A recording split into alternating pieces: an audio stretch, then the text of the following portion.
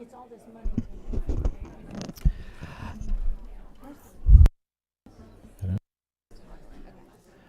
All right, we're going to call the meeting to order. I apologize for the delay. We have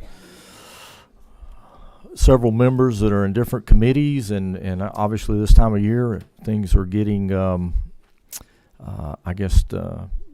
really tight as far as time. So we have a lot more demand on our members, but hopefully we'll have a few more coming in. And again, I apologize for the delay. Very important to our state is our higher education, and we've got several presentations today, and hopefully we're going to hear some good things, some new ideas, new projects, new, if you will, new things that have come up to help our Georgia citizens understand that they've got an opportunity in higher education, and along with a host of other presentations I'm looking forward to. So with that, Chancellor, would you come up and start us off?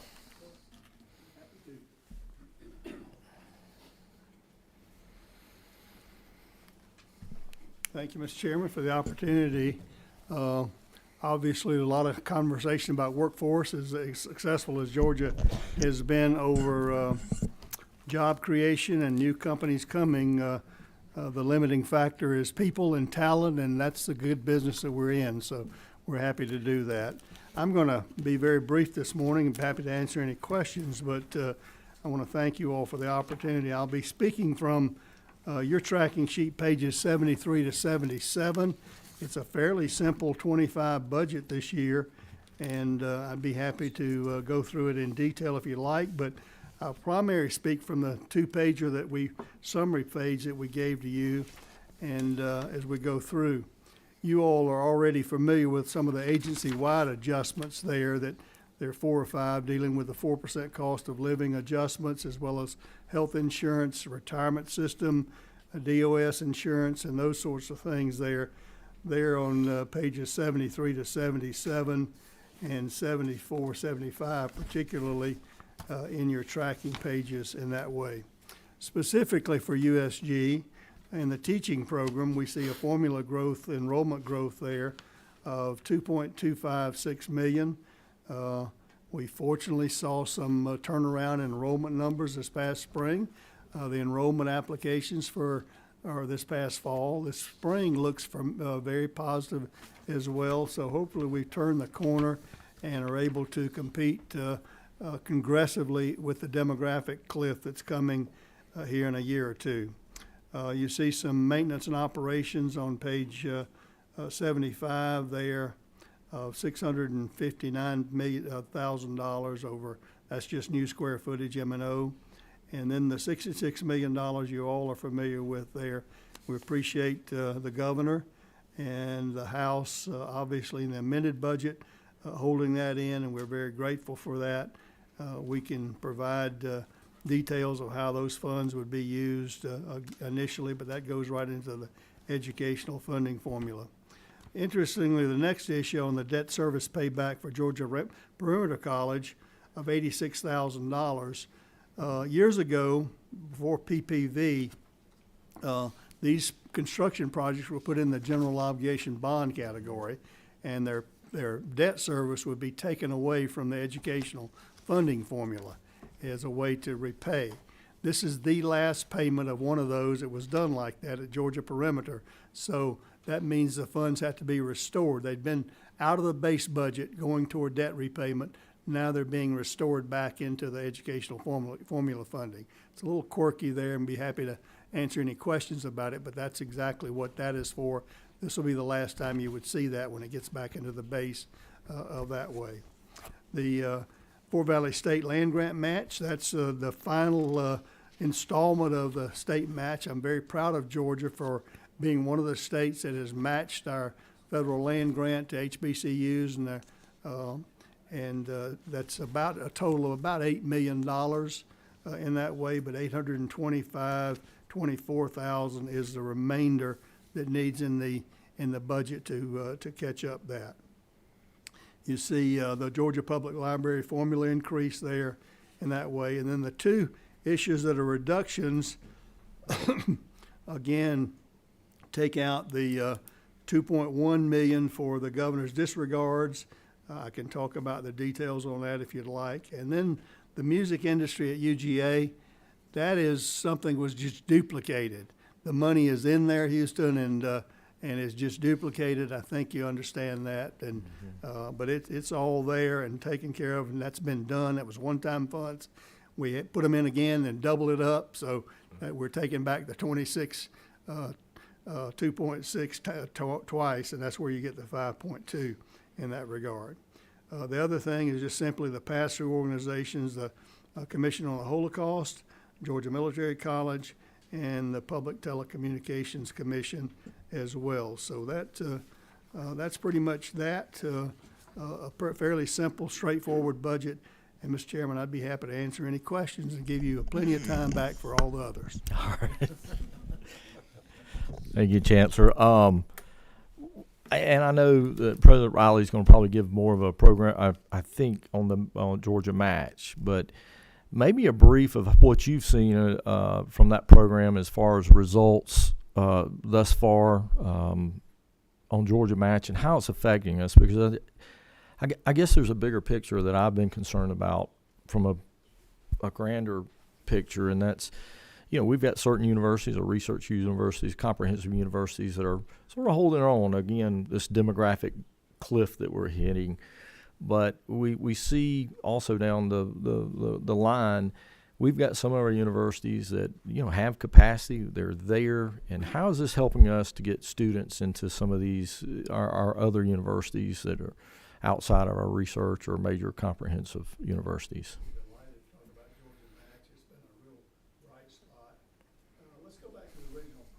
That was not so much just enrollment decline, but it was really trying to reach the 40% of these high school students that don't go anywhere. They don't go to the technical college system. They don't go to the university system. They don't go to the military. They're just there. And we understood to some degree with a strong economy, kids coming out of high school making $20 to $25 an hour out of high school with no experience, but that's going to play out after a while. And as they get in that career and are very successful, and their managers, supervisors want to move them up, then they're going to look at resumes and then indicate that job requires a degree. So the purpose was to attract that population of students, and also the students that might have somewhere in their career, whether their parents or a middle school teacher said, "You're not college material," got in their mind that college was not an option for them. For those of us whose parents insisted it wasn't if but where that we were going, we don't realize that many students don't have that same type of motivation as they grow up. So this Georgia Match was a great idea to say, yes, you can. That's what we've told students. Every senior that had that GPA score got a letter. You can be college students, and that's the purpose of it. And the reception has been great. We're having our budget hearings with all our institutions now, and that's a specific question. How your Georgia Match applications, we are convinced we don't have good numbers yet of how many different students we're going to be able to attract through the Georgia Match program. I did ask Lynn this morning coming in, telling her that it's been a great success for us already with the spring applications that we're seeing. We think we're just beginning. We think that program can continue to evolve and mature into an outreach to these students. Most all of us understand in a modern economy, some post-secondary education is going to be required, whether it's the technical, occupational, workforce, or graduate degrees. It's going to be required, and that's why we want to reach down these students while they're still informing their decisions about what they're going to do in life and say, yes, you can to them. It's giving them encouragement. That's right. Where otherwise there wasn't much encouragement at all. That's right. Well, I think it's a promising program, and I'm excited to see it on the front end and what it will do for Georgia and our citizens. Well, again, I want to thank you all, the House and the Speaker and the Governor, for their confidence and trust in the university system. And as I said in the amended budget hearing, we want to be responsive and accountable and transparent. and make sure you all understand the return on investment that you're getting for Georgia, for the future workforce of Georgia. Thank you, Chancellor. Any questions for the Chancellor from the committee? Chancellor, you must have done a great job. No questions. Any offline questions are always welcome as well. Thank you, Chancellor. Thank you.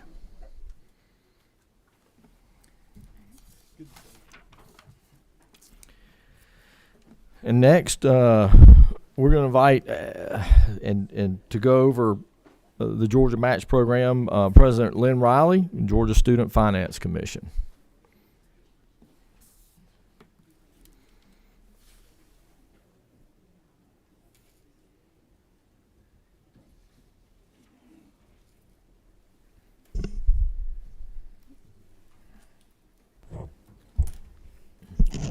Good morning, Mr. Chairman. Maybe I'll stand to the side a little bit, and maybe then you can hear me, and I can still maneuver the computer at the same time. Thank you so very much for giving me the opportunity to talk about the Georgia Match Program. I think the Chancellor set the stage very well for what the intention of the program is, and it truly is to provide a roadmap to students who might not have had the capability or the knowledge to go and do the research on their own to determine where they would be eligible to learn in Georgia in higher education institutions. And so this provides them that roadmap of all of the institutions in the state that they are already academically eligible to attend, and make the decision-making that much easier. And of course, student finance can provide financial aid that makes it even easier for them to be able to afford it as well. So I will start the presentation, and of course, happy to answer questions at any time. I'll start off just providing an update at the joint committee hearings back in January. We had indicated that through the end of December, the first half of the fiscal 2024 year, the Hope Scholarship Program had awarded $14.6 billion in awards to our students since it was initiated in 1993. Just in the past 6 weeks, we have also paid out another $200 million, and we anticipate we will go over the $15 billion mark in this current fiscal year. So the dollars that are being provided by those folks playing the lottery are being very well invested in this state. We're really excited about the utilization of these funds. Over 132,000 letters went out in October to the Georgia Match High School seniors. Public and private institutions seniors received a personalized letter from us in collaboration with the Department of Education, Technical College System, University System, and the Governor's Office of Student Achievement as we collaborated together to make this opportunity possible. Based on their 11th grade Hope GPA, we were able to include students at university system institutions, but every recipient had all of the technical college system colleges listed on their Georgia Match letter. Again, as I said earlier, this is the roadmap to students to let them know the opportunities they have before them to get that higher education here in the state of Georgia. On the letter, as you can see, a representative sample here, there is a QR code, and to date we've had over 60,000 clicks on those QR codes as students have used that to navigate to the Georgia Futures website, where they can do their research and determine which institutions they might like to get further information from or apply to. We have had, in the 4 months that this program has been live, close to 450,000 visits to our Georgia Futures website. Not all of that is specifically to Georgia Match, but again, we have elevated the ability for students to be able to come to our website and learn about all the opportunities available to them in the state. Once a student logs into their Georgia Futures account, they can access their personalized match dashboard. The slide that's before you is a representative of a dashboard, and the student can start their comparison shopping.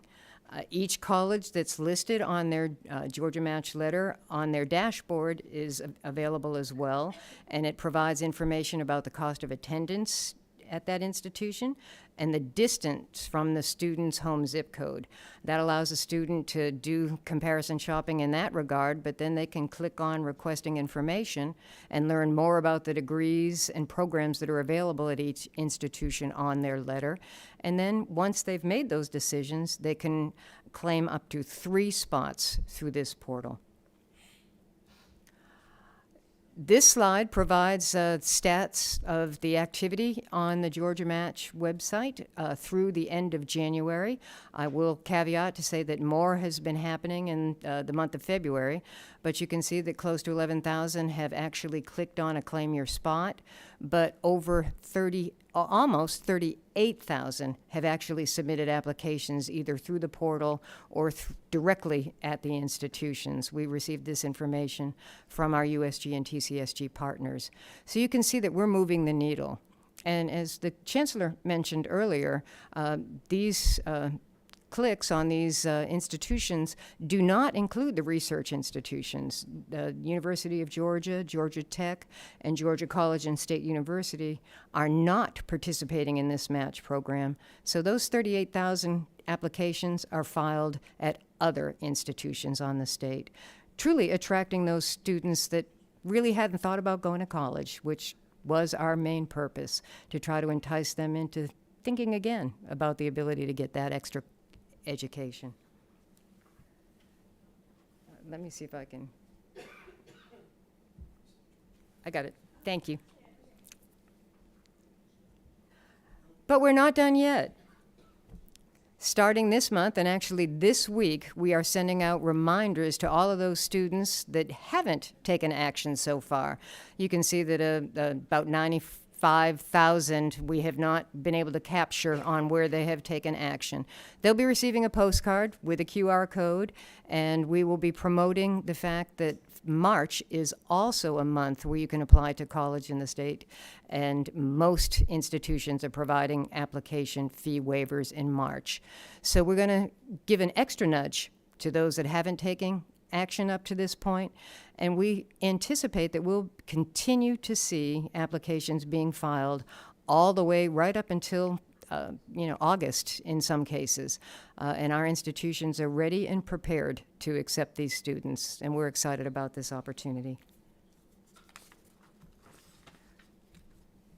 We're also in preparations for our second year of Georgia Match. We're doing the preparations to make some modifications to our website to make it a bit more seamless for our high school seniors next year. We've been listening to feedback from our high school counselors and also our post-secondary institutions, looking for ways to truly make this as close to a full direct admission program as possible here in the state. Mr. Chairman, I can stop for questions on Georgia Match, or I can continue on with our budget presentation at your discretion. Let's see if we have any questions on regards to match. Any questions from the committee? I have one. Is we're sending out this information to students, letting them know, hey, you're qualified for this. Obviously, our degrees and our opportunities for higher education are different, all the way from technical colleges to even within that our skilled force versus just a ordinary either back 2-year degree or 4-year degree. How are we doing that? I mean, what are we putting all options on the table based on GPA, location? What anything you could tell us?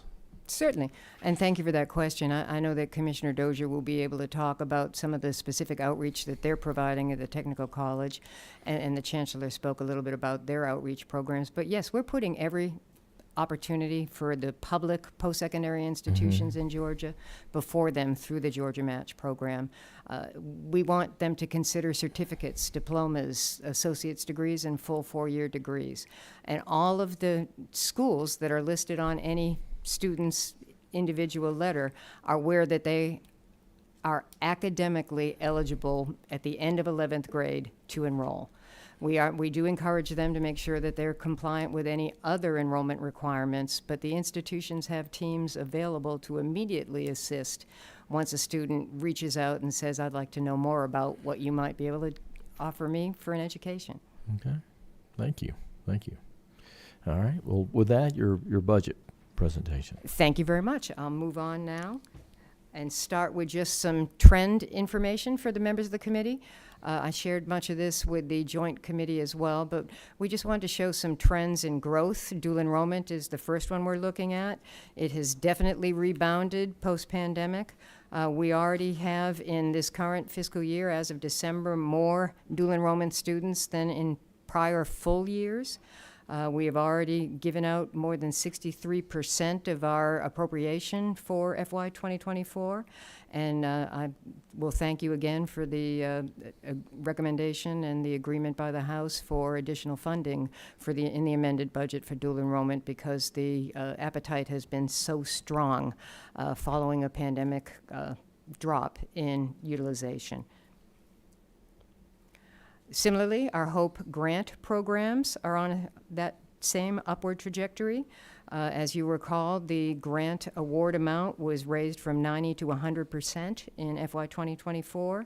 And through December, the total grant program awards were 31% more than in comparable periods in prior years. Enrollment rates and the number of credit hours earned have risen for all three, the HOPE, the Zell, and the HOPE Career Grant programs. This slide shows the HOPE scholarship in the private post-secondary institutions.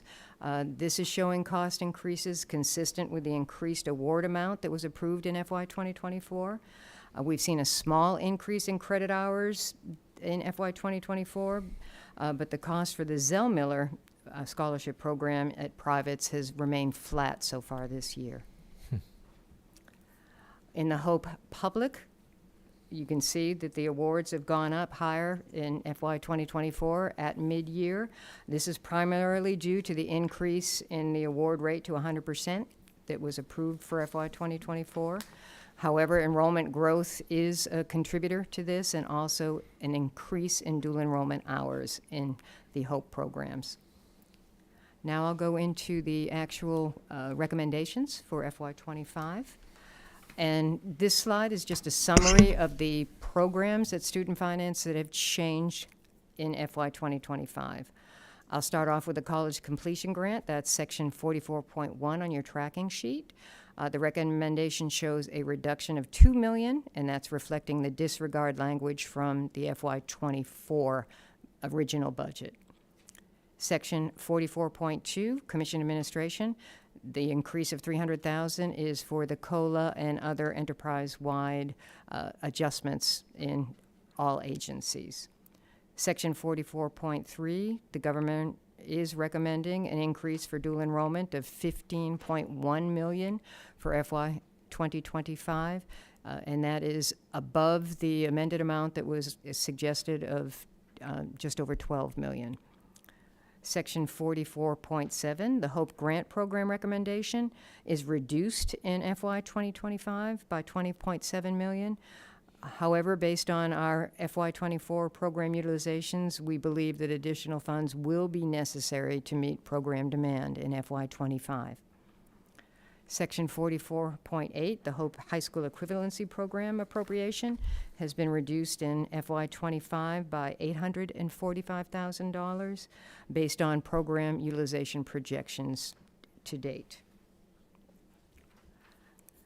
Section 44.9, HOPE Scholarship Private Program recommendation reflects a reduction of $16.4 million.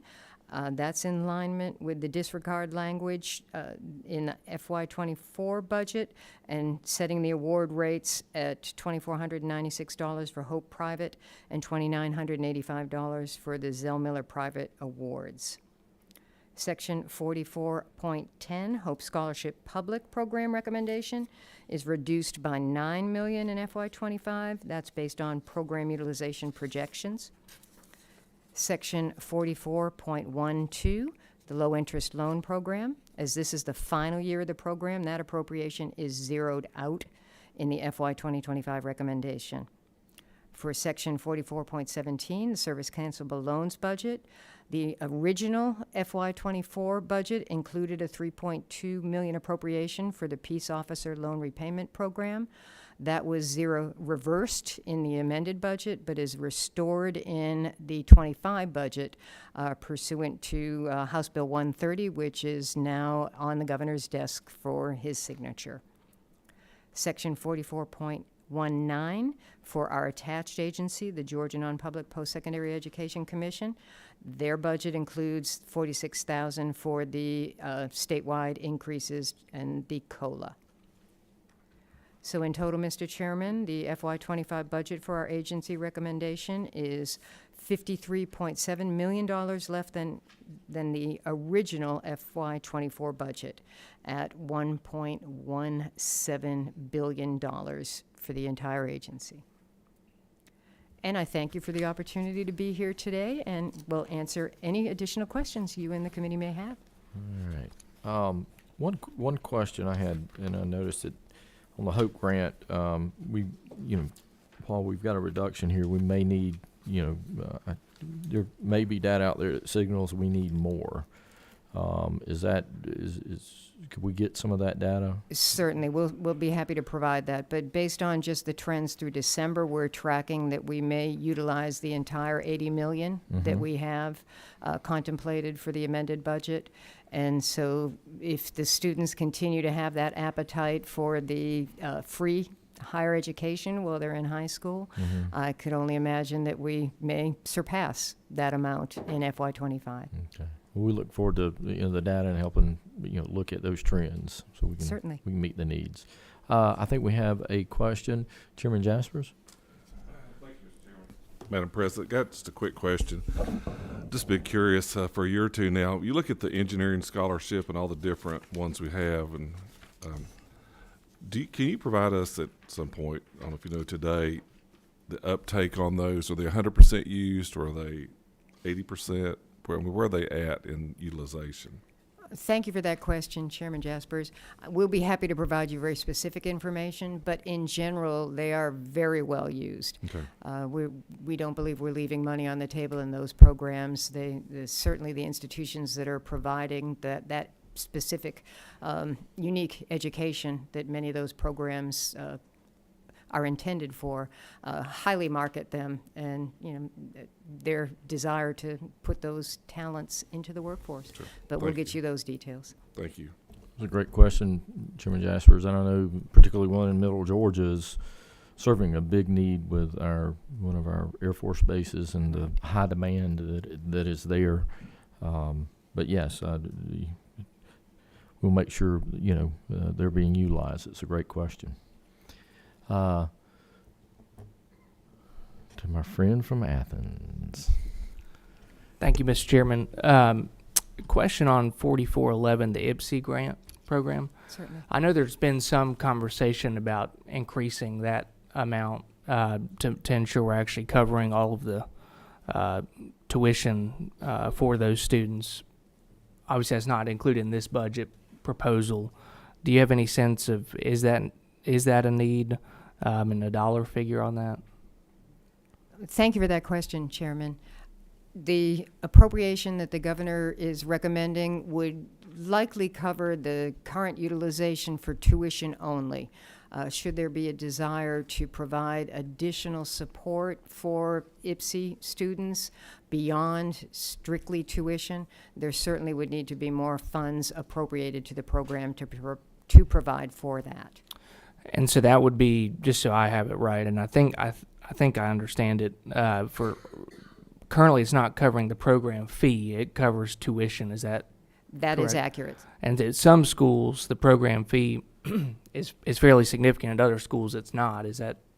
That's my understanding. Is that You are correct. Okay. It varies significantly between institution Okay. and the provider. great? Thank you. Thank you. Any other questions? All right. Well, Lynn, thank you again for your presentation. We really appreciate it and look forward to, again, seeing the match program, play out and the good things that are going to happen. So, as the data comes in, we appreciate the updates. Well, thank you, Mr. Chairman. We're happy to provide additional additional information at any opportunity. Truly, we're grateful for the support of the General Assembly on how we have collaborated with all the education agencies to make the possible aware to our high school students on how they can succeed in our state. Thank you. And with that, our next presenter is Commissioner Greg Dozier, the Technical College System.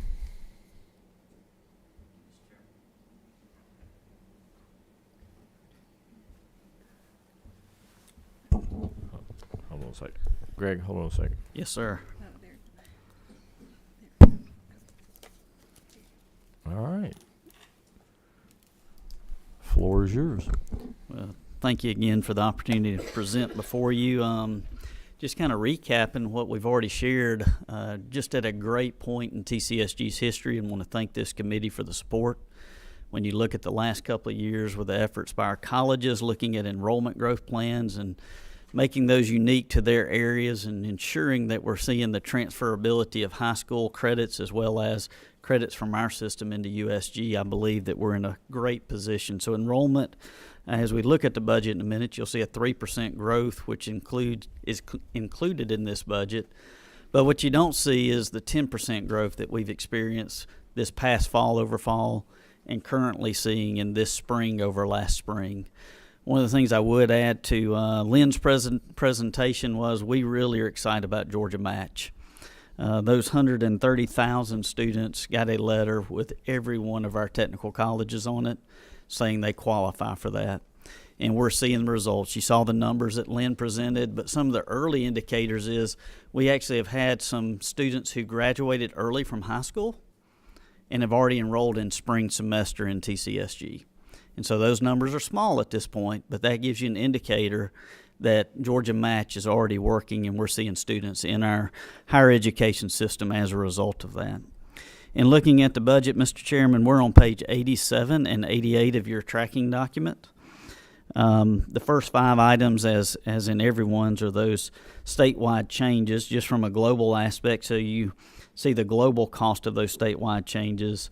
The COLA increase, the $3,000 max of the 4% increase is $11.3 million when you add each program up. The TRS adjustment is $233,000. Our DOS adjustment is $422,000. TCSG's Georgia Technology Authority billings are going up $326,000, and the merit system assessment is $151,000. So from a global aspect, when you add up each one of those programs, Mr. Chair, it's not in front of you, but if you add up each program, those first 5 items, those are the global numbers. I'll skip down to the first item that's not a statewide change, and that is in the adult education program. That's section 46, the first program in your tracking sheet. It's the last item in that section, 46.1.6, and it's to fund the Workforce Accelerator Pilot Program. That's pursuant to the passage of Senate Bill 112. That's a bill that this body looked at last year, and we expect to see that pass this year. And this $5 million would fund a third-party provider to provide adult learners opportunity for a high school diploma and equivalency. The next item, if you would skip down to program 46.4 Quick Start, the last 2 items in that program, 46.4.6, is a reduction of the one-time construction cost for the Rivian training facility in the amount of $46 million. Last year, that was cash funded, and this is just a removal of the initial funding of that. Just a reminder, the supplemental budget finished that funding. There was an additional $10 million that was requested and put in the budget in the supplemental for the full amount for that facility. The next item, 46.4.7, is a continuation of an item we discussed in the supplemental budget as well. It's a $4.7 million add to Quick Start to meet the EDA requirements related to all the new jobs that have come into this state. In the last 3 years, we've seen over 59,000 new jobs come in, excluding Rivian and Hyundai, of which Quick Start is providing services to. So this would be lease primarily for the SK On project and the Hanway Q cells, but also the curriculum development, and the instructors to provide those services. The next item will be on the following page under Technical Education, Section 46. It'll be the last 4 items in that section, beginning at 46.5.6, and that is the formula increase related to the 3% growth in our system in credit hours and a small 0.7 increase in our square footage for the total amount of $9.4 million. The next item is 46.5.7, and it is to increase salaries and benefits related to the related to 22 police officers added to our campus police departments. This is an item we discussed in the supplemental, and I do want to thank this committee for funding the initial startup equipment in the supplemental budget for that, the $600,000 that you see a yes here. I really appreciate this committee supporting the cash infusion for that. This will be the salaries for those 22 officers. Just a reminder, we have 97 total officers for 22 campuses. When you take out the fact that we do have 20 police chiefs and we run 5 police academies, that just leaves 63 patrol officers for our campuses. So this will go a long way toward having safe and secure campuses. So I appreciate the governor and look forward to this committee supporting this, hopefully. 46.5.9 is the last item in this one. I'm sorry, I skipped one. 46.5.8 is a reduction that mirrors the reduction in the supplemental budget of the $1.1 million. This was related to the Tools for Success. This was an item that was disregarded in the budget last year, and it was determined that there was a gratuities issue with providing monies to a graduating student. The last item is a yes item. Basically, OPB and the governor's office is recommending that we sit down and talk about the budget formula for TCSG and how we're funded. The next section, workforce development, the last 3 items are outside of the statewide changes. 46.6.4 is to provide funding for 2 positions for the regional assistance for health care. This is to do needs assessment and gap look to provide guidance for health care. This came out of the governor's healthcare workforce task force. This was an item that was disregarded in last year's budget, is being put back in by OPB. The next item is 46.6.5, and it is a transfer of funding, $409,000. As you know, our partnership on employment services with the Department of Labor, there's 2 leases that will not be continued. This money is being transferred from our budget for the leases into the Department of Labor for some of their operating and ongoing costs.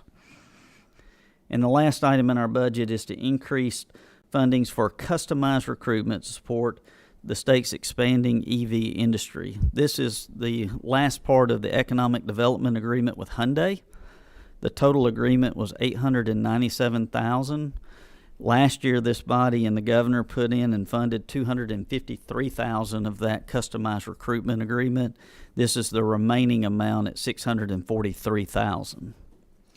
Mr. Chairman, those are the items that are in our budget this year, and I'd be happy to answer any questions you or the committee may have. Let's see, 8. Is that Chairman Martin? Thank you, Commissioners. I want to ask this in a general format, and I've asked it before with the university system. The police, all for safety on our campuses. Don't get me wrong here, but you mentioned we have 60-some sworn officers, and how many different departments do we have? So each college has a police department. Okay, and that's where I'm going to again just ask and encourage, Mr. Chairman, that I would suggest that's not the most efficient way to run public safety, because most of these colleges are in a county or a city that has a PD, and I still suggest that running our officers as a zone within that PD, so we didn't have to have our own police chief. Or you talked about, like, we have a department that has a police chief and how many officers underneath? Sure, it can be as few as a couple to right. 15. And I'm not after anybody personally. I'm not after anybody's rank or salary. But I've suggested. I get at Georgia Tech, at the University of Georgia. I mean, you know, some of the larger campuses, maybe Georgia Southern, where there's a PD force. And you may even have a campus that has a large PD force that it makes sense to have a structure. But in some places where we have a few officers, I know there's probably mutual aid agreements between the PDs, but it just seems like we have a second set of administration, and I would just, you know, ask if we would continue to work with public safety, you know. Mr. Chairman, I would I appreciate the question. I'm always looking for efficiencies, and as always, I appreciate the desire in the and request. I know you're, and just to follow up, I know you're operating under the structure that we have, so I don't hold you to follow that. I would say I support that structure as well, so I'd love to work with you on that structure as well. Well, I mean, obviously a number of people do. It's I've tilted at this windmill before. Yes. I just question that it wouldn't be more efficient. We couldn't, because you mentioned there, because of this, we have chiefs, we have less officers on the road. So I'm just getting more officers on the road for the same money. But if I can, just to follow up, can you tell me what 46.6, you know, looks like? And the reason I ask that is, you know, we have people all over Georgia, you know, looking for workers and recruitment. Yes. So this is why is the state taxpayer funding recruitment for the expanding electric vehicle industry? I mean, they have an HR. So why are they not funding their own recruitment for people? Why are we doing that? Yeah, part of the arm of employment services that the state offers is specialized recruitment for jobs through our state workforce portal. Part of the agreement that as we attract new businesses to come to this state, part of that is that we'll specifically help with some job fairs and things of that nature for a new business to come in and get that initial staffing up. And so what this is part of that agreement. This one is specifically for Hyundai. When Hyundai came in, part of that agreement to get them to locate to the state of Georgia was several things, one of them being the training facility that's already been funded. Another part of that is the state will host and support having job fairs and employment services to get that initial workforce for them to get up and running. So that's what this is. It's a unique thing related to that EDA, that Economic Development Agreement. Okay, so that's all I need to know. So it was part of the agreement that was coming in. Okay, that's all I. Yes, sir. That gets to the bottom. It's part of the original agreement. Yes, sir. Yeah. All right.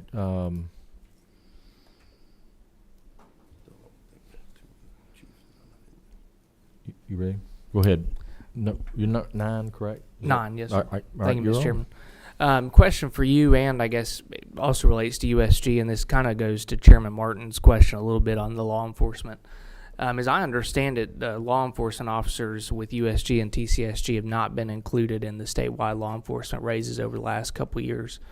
And I just found that out this fall and visiting with some of our local law enforcement officers. Can you maybe outline why that's the case? And, you know, because I believe our law enforcement across the board deserve pay raises, and that's something that, you know, if we can include them, I would be supportive of. So I just was curious how that came about. Chairman Gaines, thank you for that question, and I could not agree with you more. The men and women that put on the badge, whether it's at TCSG, USG, or anywhere else on a daily basis, is putting their life on the line, and I could not agree more that they deserve the special pay raise. Great, thank you.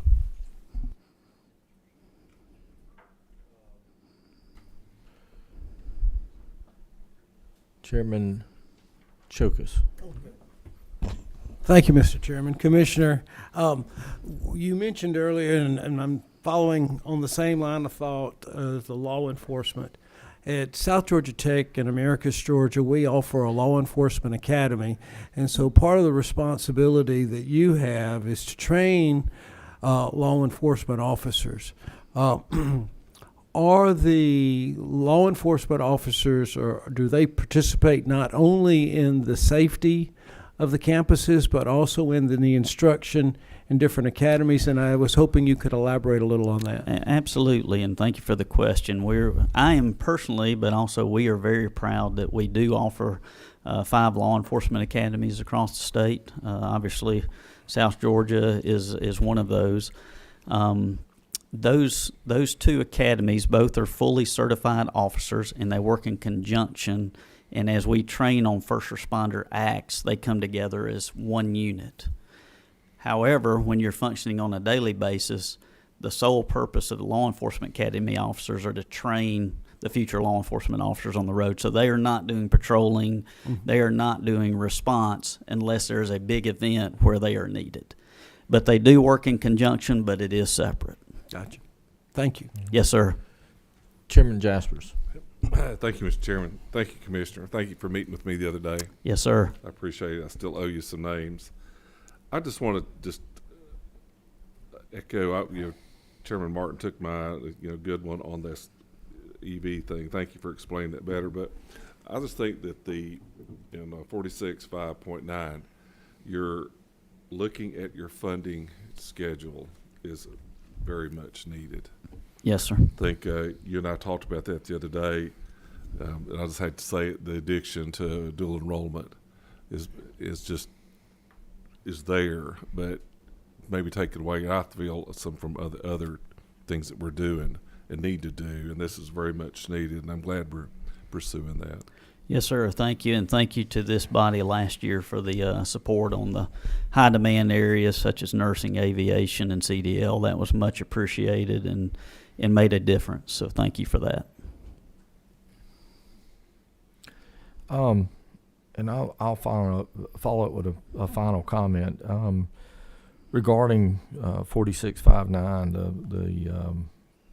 Doing a study or review of the current formula. I think Chairman Jaspers, illustrated and communicated the need. I think it's much needed. Yes, sir.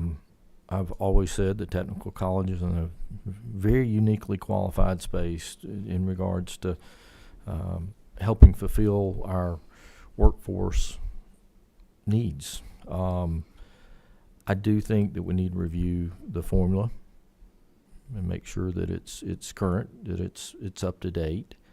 I think in a big way, and then I also think we need to make sure in examining, and this is a comment I'm adding in that applies to everyone. We're experiencing, even though we got a little bit of enrollment bump this year, but across the board we're experiencing some demographic, longer term trends of declining population and certainly student population.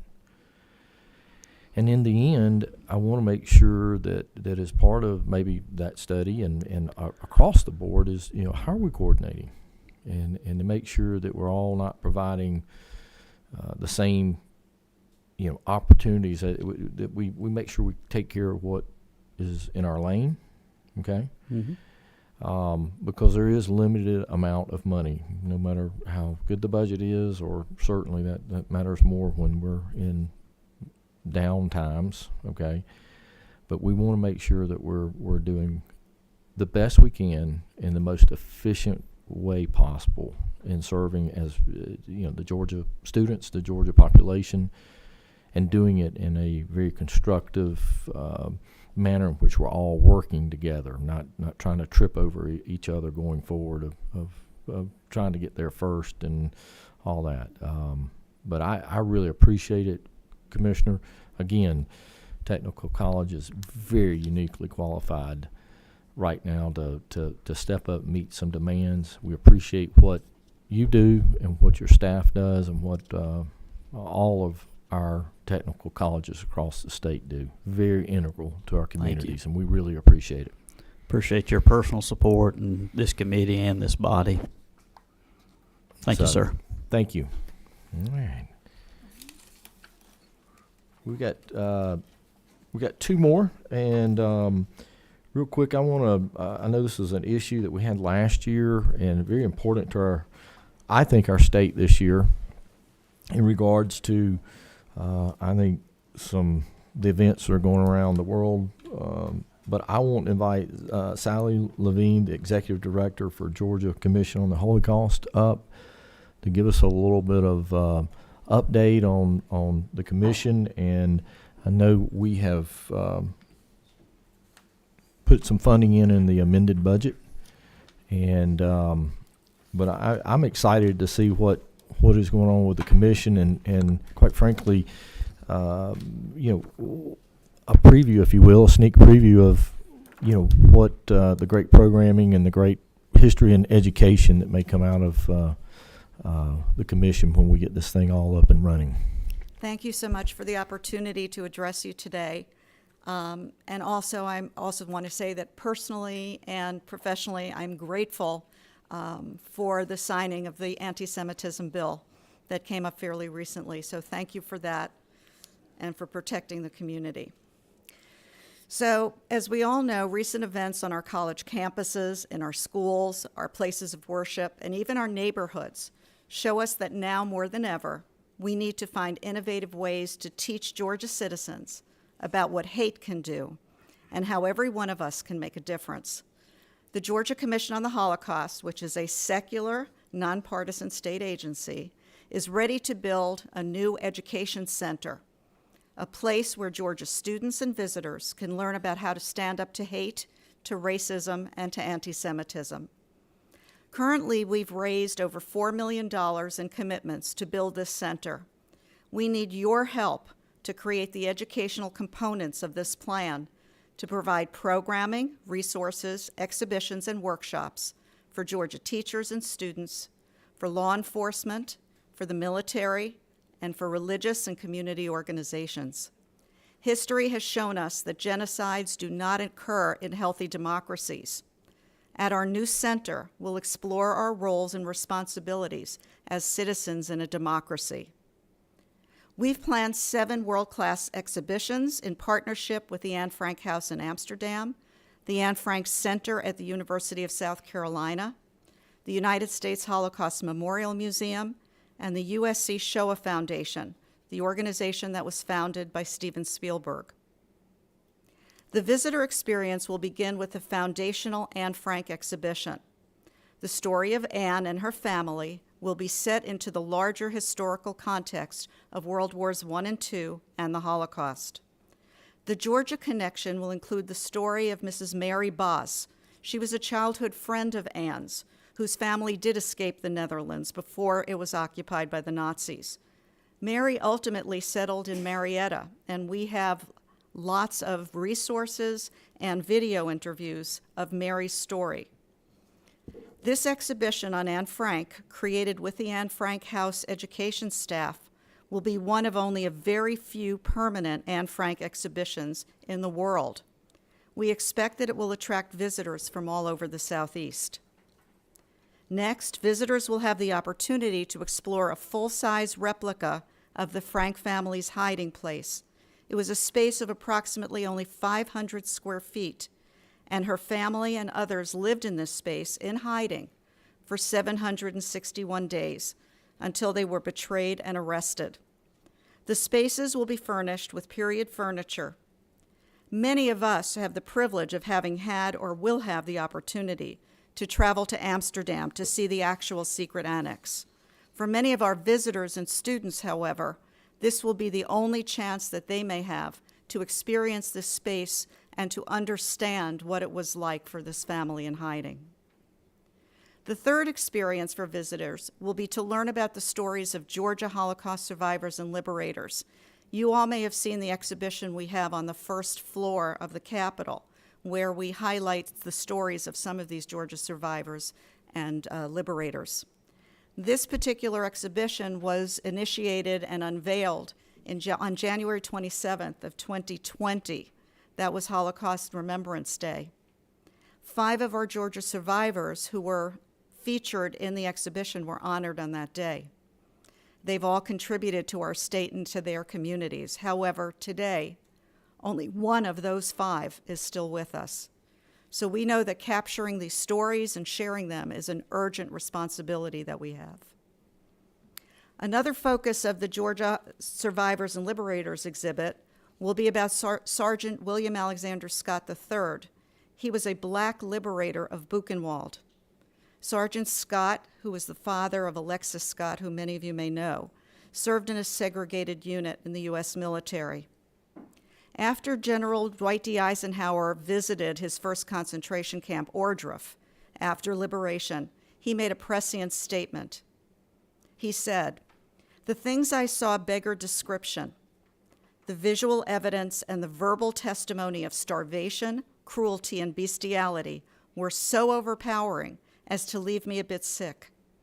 I made the visit deliberately in order to be in a position to give firsthand evidence of these things if ever in the future there develops a tendency to charge these allegations merely to propaganda." Eisenhower ordered the press and his troops to photograph and take movies of the carnage they encountered. Sergeant Scott was one of those troops who memorialized the scenes with his camera. This experience changed his life. Ultimately, he was appointed to the National Holocaust Memorial Museum's Memorial Council. The story of Anne Frank is a way into this important history for many of our visitors and students. Scott's exhibit is another way into the history for visitors and students of color who can find representation in his story. Our Education Center will speak to all members of our diverse community. Our fourth exhibit addresses a common question we get from students. Didn't anybody know what was happening? What did Americans and what did Georgians know at the time? This is an exhibition that will exhibit original media, newspapers, magazines, film, and artifacts from the period to show that Americans and Georgians knew about events in Germany and Europe, beginning with Hitler's rise to power in 1933. The exhibit will also include Gallup surveys, which provide information about how Americans felt about the events in Europe, yet their reluctance to provide a safe haven for refugees. Students today are required to develop media literacy and critical thinking skills.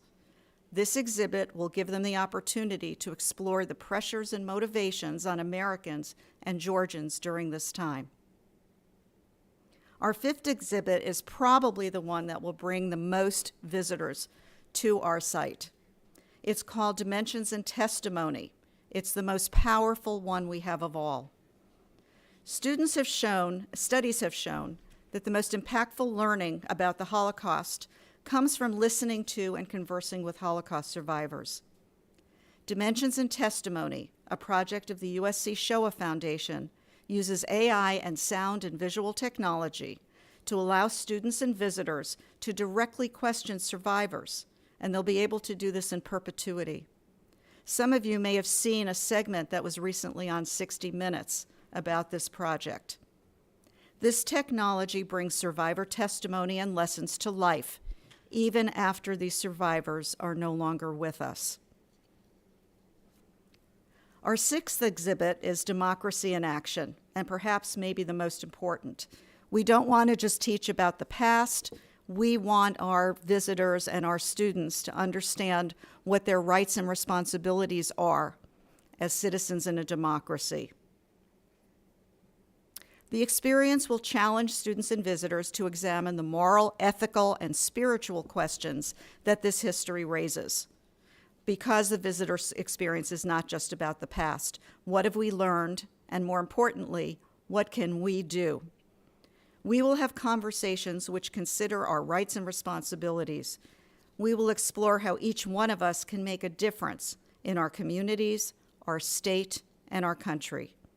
By bearing witness to the past, students and visitors can view events of today through the lens of history. We can develop strategies for addressing hate, racism, and anti-Semitism. Hitler did not make the Holocaust happen. It happened because ordinary people either collaborated or allowed it to happen. After visiting the 6 indoor exhibitions, visitors will go out to a landscape garden. There they'll see a life-size statue of Anne Frank and a cutting from the actual chestnut tree, which Anne was able to see from her window in the hiding place. These cuttings have limited places where they've been awarded, like the 9/11 Museum in New York, the White House, and the Clinton Library. We've been promised a cutting for our garden. This quiet space will provide an opportunity for students and visitors to reflect on their experience in the Education Center. So I'd like to conclude by asking you all to partner with us in this very important project, to bring these stories to our students and visitors and inspire them to help us all build stronger communities and a Georgia that will push back against hate. Now is the time to make the Education Center a reality, and we are respectfully requesting that Georgia provides an additional $3 million to us for the educational exhibitions planned for the Anne Frank Education Center. Funds already raised will be earmarked for the facility. You can help us to open our doors by the next year. Thank you for your consideration. And I'm happy to take any questions you might have. Thank you. I want to say that, you know, we're bound to repeat history if we don't study it. And how do I say this?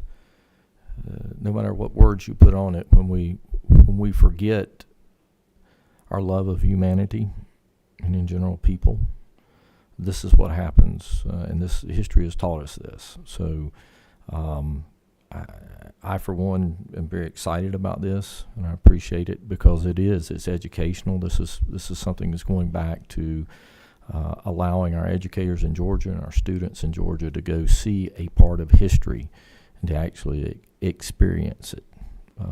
So it is very exciting. With that, I want to ask the committee, do you have any questions, comments? Thank you. Thank you for coming. I might want to share one additional thing. We have a colleague at the University of South Carolina who has an exhibition on Anne Frank's life. And all freshman students coming through the university are now required to go through that exhibition. And there was a newspaper article that stated that the University of South Carolina is one of the campuses in the United States that over the past month, since October 7th, has not had any problems. No. So it has an impact. It does, and I also want to add, you talked about one of the liberators, and certainly pointing out Mr. Scott. But if you'll remember, John Yates, who served in this General Assembly, was a neighbor, or a fellow representative from Griffin. He was I think, if I'm not correct, our last World War II veteran. Yes. And he was, and I think he was one of the first at, I forget what camp. Dachau.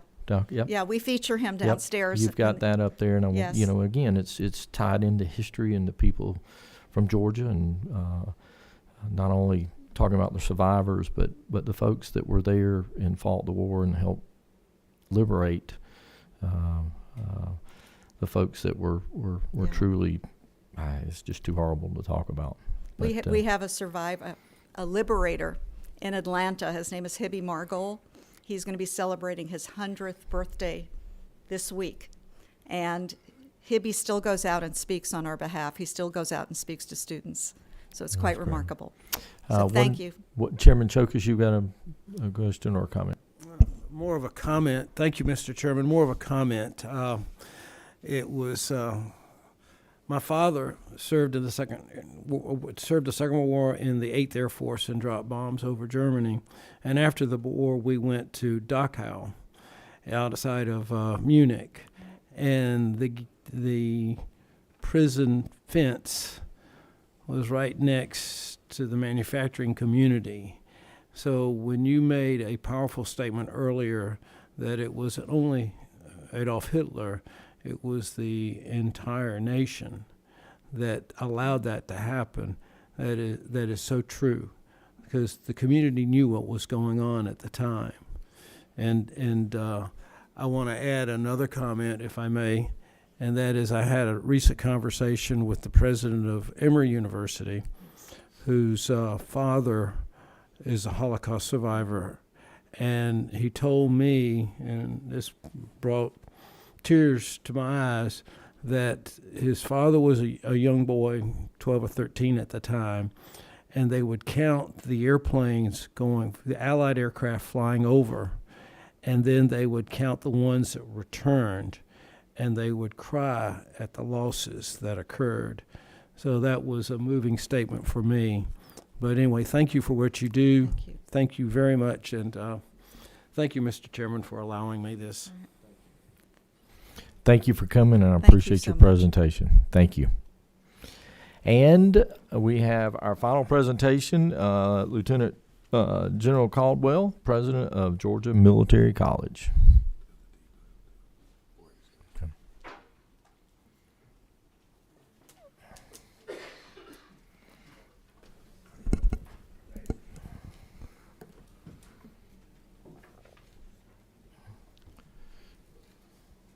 All right. Mr. Sure, Chairman, it thank is you for yours. the opportunity for us to come here today. And I just want to say we continue at Georgia Military College to follow our mission of being grounded in our military heritage, teaching our students, all students, not just our cadets, the values of duty, honor, and love of this great nation of ours by providing hope and opportunity to Georgia residents. If you look at our numbers today, you'll still find that about 99% of our students, other than our cadets, are Georgia residents. We're real proud of the fact that we continue to serve the state of Georgia and all that we do, and have done many different things over the past couple of years to really focus on providing the support just here in Georgia to those who are seeking an education. We remain an open missions college, meaning that anybody who desires to go just has to produce a GED, and we immediately accept them in. And then, of course, we provide remedial classes for those who just quite aren't up to par to take a college course and be successful, with the overall mission and goal that within 2 years they can achieve their associate's degree, and if they prefer, after a year or so, transfer to a regent school and continue with a four-year college or university in Georgia. So real proud of that mission that we do, excited to continue doing that for the state of Georgia. Our cadet program continues to grow too. We're very thankful for the support from the General Assembly for that and what we're able to do with partnership with the Georgia National Guard.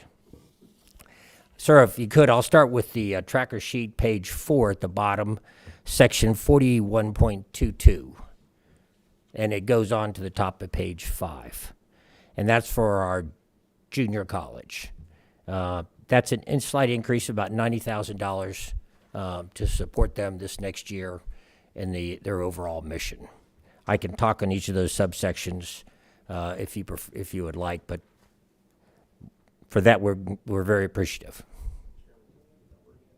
I'm sorry, sir, 41.22 should be right there at the bottom of page 4 is where it starts. It's the very last item on that bottom of that page. And then it goes to the top of page 5, sir. So net amount overall is about $90,000 to support the junior college operations, which sees about approximately 11,000 students each year either taking individual courses and or programs with us. The next line, sir, is to our preparatory school. Again, that's our K through 12 program, resident only in Milledgeville, Georgia at our main campus. They're on the state property that we have there. And that's 41.23, still on page 5. Net increase there about $400,000. And again, I can talk any of those individual lines. They have a formula-based derivative that's used to establish that for them. School is incredibly successful, very high-achieving academics and personal character-wise. Real proud of what they do. Has about 900 students in the K through 12 program. The students do wear uniforms all the way from kindergarten up, some sort of uniform. 6th grade, we put them in an actual cadet uniform. We're not a military school, we're a leadership school. We teach leadership, we teach individual responsibility, character, ethics, and we prepare you academically to be successful in life. That's what the K through 12 program does. And then the last one, sir, if you skip to the next page, page 6, 44.5, that's our partnership with the Georgia National Guard that the General Assembly supports. That allows every member of the General Assembly to recommend one or more young men and women from the state of Georgia to join the Georgia National Guard and attend a college and get their associate's degree, all expenses paid at Georgia Military College. Program no change from the previous years. This year we're on glide path to spend just about every penny of that. but a great program for Georgia residents who are willing to serve in the Georgia National Guard and get a paid for by the General Assembly of free education.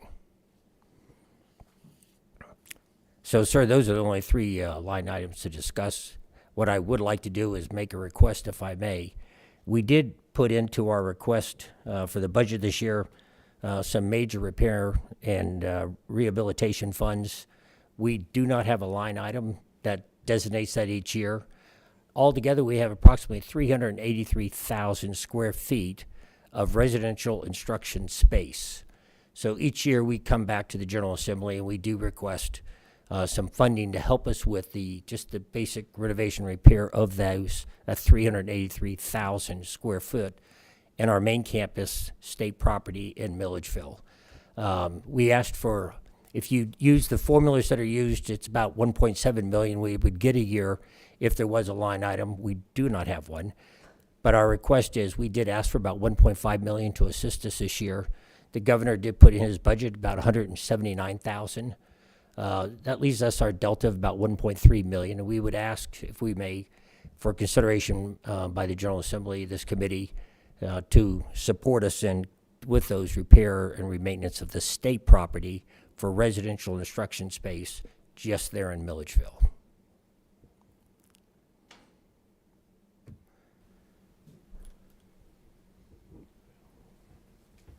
And then the last item, sir, would be the school security grants that the governor gave out.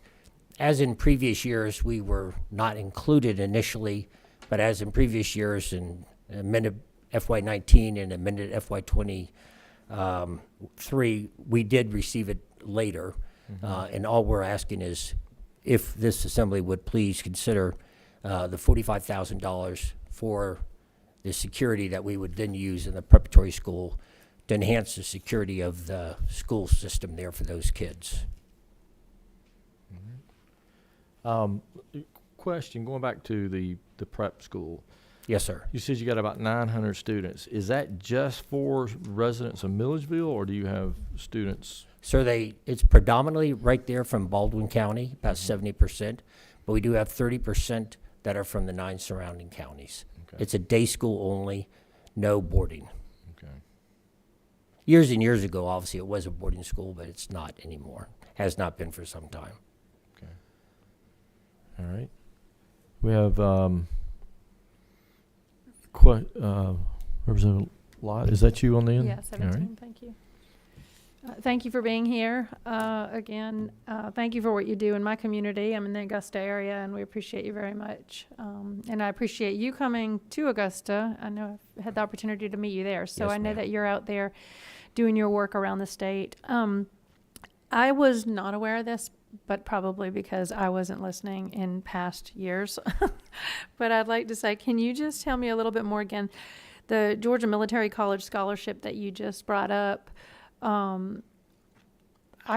just appreciate that the folks in my community have an option to do some different things as they go on, and so Georgia Military College in my area has been great with dual enrollment. We've utilized it. Many of the students I know personally that have attended, and I have been there and toured, and I've watched some of what you're doing on site. So I'm very thankful for that. But if you could just explain one more time what this Georgia Military College Scholarship was, Yes, ma'am. and what was that direction that you directed back to us? Okay. Now, and what that is if a young man or woman in Georgia resident, is willing to serve in the Georgia National Guard, they'll enlist and go into the Georgia Guard, and then the option, if recommended by a General Assembly member, to come to Georgia Military College in Milledgeville, become a member of our Corps of Cadets, live in the barracks, get up every morning at 5 o'clock, go through the morning regimentation of physical training and everything else, classes all day long, leadership training in the afternoon, military training in the afternoon, and then study hall every night. And we obviously do that 5 days a week, and then field training on the weekends. So they do that for 2 years. And that, when somebody does that, will write a chit to the state, and then they'll pay for that young man or woman's tuition, books, fees, and scholarship. So just follow up, how many students annually do you admit into that piece? We can take right at about 82. Wow. Wow. with the funding that's provided. So That's great. if you just, it'd be 41 new people each year, and it varies all the time. And obviously, because a lot of us are retired military there that work there, if there's a deployment going on like just occurred with the Georgia National Guard deploying to 8 different locations, what we did is we worked with those young men and women to stop them at a certain point, let them go in the deployment should they have desired to do so. They're not required to if they're in school, and then return and then pick up with their education when they get back. Mr. Chairman, can I follow up one more? So and this is for my own education purposes, but I'm fairly certain you'll know the answer to this. How does this connect to the high schools that we do have in public schools where there's a junior ROTC programs and that sort of thing? How do we, I guess my bigger question is, how do we get kids into the National Guard? Well, here's a great example, ma'am. This Thursday and Friday, we are hosting at the main campus of Georgia Military College all what they call the Senior Army Instructors, SAIs, from all the high schools in the state of Georgia. They all received a personal invite, as did their principals, to send their SAI instructor or a person within that organization to spend 24 hours at Georgia Military College from Thursday noon to Friday at noon. We host them there, and we give them full instructions about the opportunities that exist in our College Corps cadets. And one of them that we talk about is specifically this scholarship, so that when they go back, they can talk to those who are in their junior ROTC programs that, hey, if you want to go to Georgia Military College in Milledgeville, you can go as a state service scholar and be in the Georgia National Guard. You can go and prep with 78 other young men and women and go to one of our national U.S. service academies, West Point, Annapolis, and all those. You can go and become a law enforcement officer and be a part of their Georgia Public Safety Leadership Institute, 2-year leadership program to get your associates in criminal justice and end up going to mandate school at the end. So there's just various options. Or if you want to be an officer, you can go to the early commissioning program and work to get an ROTC scholarship. So I would personally like to say thank you for all that you are doing and recruiting into the National Guard, because I think we have, recognized through COVID especially, I think we have all become incredibly aware, but now again with the border crisis, of what the Georgia National Guard does for us. And that's one of those things that some of us just don't think about on a regular basis, and I appreciate all that you're doing. Thank you. Ma'am, we're honored to be a part of it. Any other questions, comments? Thank you for the presentation, and we appreciate what you're doing. A couple of questions I've got. Don't y'all also do some stuff with, is it the Air Force? Yes, sir, we do. And sorry, I know I'm Army, but Yeah. I didn't mean to exclude the Air Force. No, you can in fact use the state service scholarship for the Army National Guard or the Air National Guard. So if you're a young man or woman who's a Georgia resident and you want to go into the Air National Guard, you also can use this exact same scholarship. And right now today we have 7 young men and women who are in the Air Force in our College Corps cadets right now.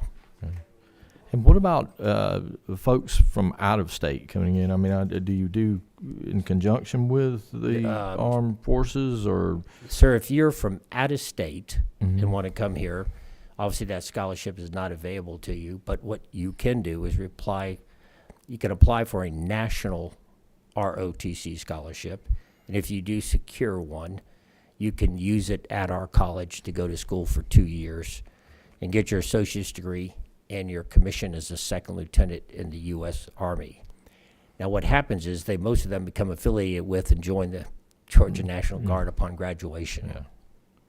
What about non-military students, and what from out of state? You can. We have 1%, 2% maybe.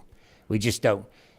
We don't advertise, we don't recruit, we don't, even in our national junior college athletic programs. 10 years ago when I first arrived at the college, we did recruit out of state. 3 years ago we made a conscious decision we will never do that again.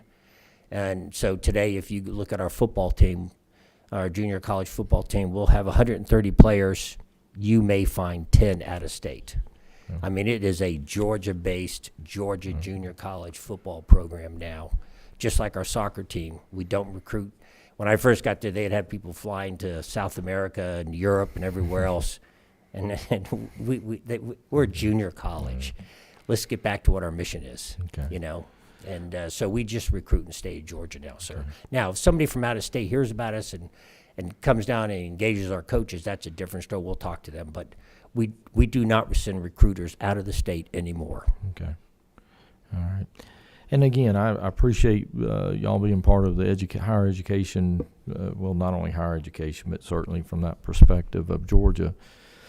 And as we go forward, sort of what I talked about in regards to the technical college commissioner in regards to studies, it's certainly as a demographic cliff that we're experiencing. Everybody's here, the coordination of services and realizing the limited amount of resources that are there. That's where I want everybody to start focusing on, to make sure that we're not duplicating and doing things, because it's again, we've seen good times, but we may be in bad times, and these resources dry up. All as partners in higher education in the state of Georgia need to make making sure we're going forward in a good manner that is efficient there, and so that's one thing I'm trying to get all of our partners in education. They're relying on this budget and the states, to fund higher education in Georgia to see, because again, it's y'all run a tight ship and you understand fiscal responsibility. So that's one of the things that I would ask. As you may know, Mr. Chairman, we only receive 6% from the General Assembly for the funding we need to run the junior college. Mm-hmm. We have to self-generate the other 94%. I don't like to say I'm a business, but I'm a business. I mean, I have to, as the president of the college, I have to ensure that we operate in the most efficient, effective, when we're only getting 6% of funding to help us to do that mission. And we have to rely on tuition fees in our foundation for the other 94%. So you're exactly right. And that's why we've consolidated a couple of campuses over the last couple of years. We closed 2 or 3 of the, campuses, satellites. We've brought back more of our resources back into Milledgeville. We've done a lot of streamlining. We went from about 500 full-time employees down to about 400 today in the last 3-4 years. So we've been doing a lot of internal efficiencies to be as effective and efficient as we possibly can. And we're incredibly thankful for the funding we do receive to help us in that mission, sir. Well, I appreciate it. It's good to see the fiscal, perspective that you come from, but also, that bigger coordination. So, but I really appreciate it. Appreciate you being here to present. I think we got one last Representative Lott. I'm sorry. I know that our meeting is running long, but this just came to me. To clarify, you made the statement that your buildings are state property. Is Yes, that ma'am. accurate? So we've run into the situation at the Medical College of Georgia in Augusta. Now, just the buildings in Milledgeville. The buildings in Anything Milledgeville. outside of Milledgeville, the satellites are leased property. Okay. So I just want to say, for the sake of the committee and you talking about maintenance, this is a problem that we've had over the years in Augusta at the Medical College of Georgia, where our buildings were left, we neglected them for many years, and putting in the funding, which seems like the most horrible thing to have to ask for, but it's the little bit of money you need to maintain the buildings. Well, it does not take long when you ignore that amount of money that it takes to maintain a building, for the building to just become something that we're going to have to destroy. And we are literally asking for money this year for the Medical College of Georgia as well, for a building that we're going to completely demolish and start over, because we did have decades of neglect. I would just like to say I appreciate that you are asking for that. I appreciate that you're looking at the buildings and the maintenance on buildings. And it's certainly something that I know very well from my area, that things can go bad. I even hate to say fast, because they don't go bad fast. Neglect is neglect, and I would just like to say that I hope that we have the opportunity to at least help with maintaining state property. Thank you. Yes, ma'am. With that, Thank you for your presentation. And with that, from the committee, I think we have gone through our agenda today, and I want to thank you for your attendance. And we will call this meeting adjourned.